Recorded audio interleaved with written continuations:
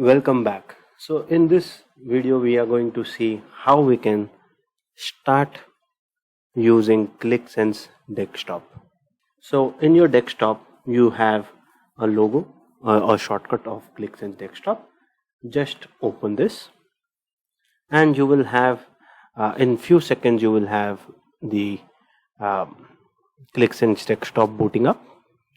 So over here, as we can see that we have added the trial period and my trial expires on 20th November.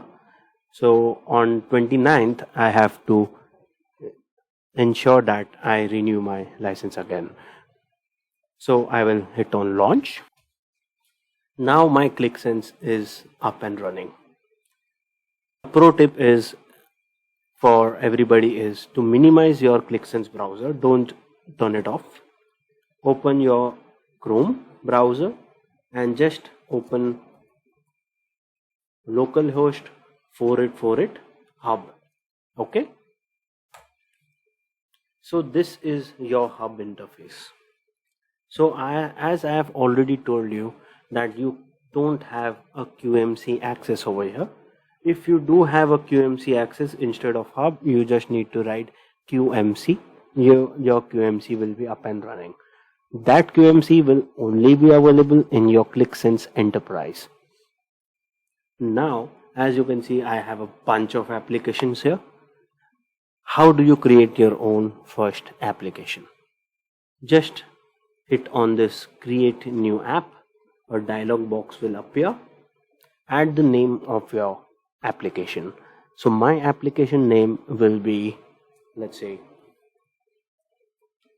tutorial underscore and the today's date, let's say 15th October 23. Okay, and I'll just hit on create and I will open this. So your application will automatically open in the next tab. So another thing that you need to keep in mind is here you can see a save button. This particular save button will not be available in Qlik Sense Enterprise or Qlik Sense Cloud, as it is an auto save mode. So in Qlik Sense Desktop you don't get a auto save mode. So you have to save your document manually. You can hit on this button and save it, or you can just do a Control S shortcut and save it. I am going to click on this button and save it. Now, as you can see, there are some of the basic information here highlighted. First is an image. So this image is something that you can change. The name of your file or name of your application is added over here, which is again you can change. Another data point is when the data was last reloaded, as data last reloaded. So it is saying that no data reloaded, as because it is a very fresh file, or that is why. And the file name, as you can see, C drive user XYZ, this is my file name. So in enterprise version you will have a GUID there, okay, but over here you will have your name of your file there. One more thing you need to understand is what is a QVF. So QVF means Qlik View File. Okay. QVD means Qlik View Data. So this file is also called as a binary file. Okay.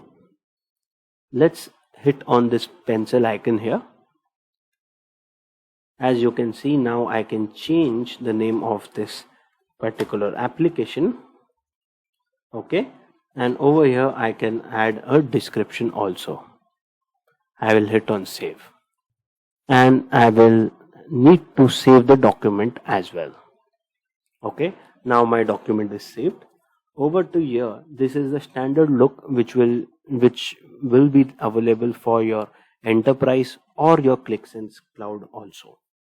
Now you have an option to add your data file, or you have an option to go into the backend script, go into your backend and add your own script there.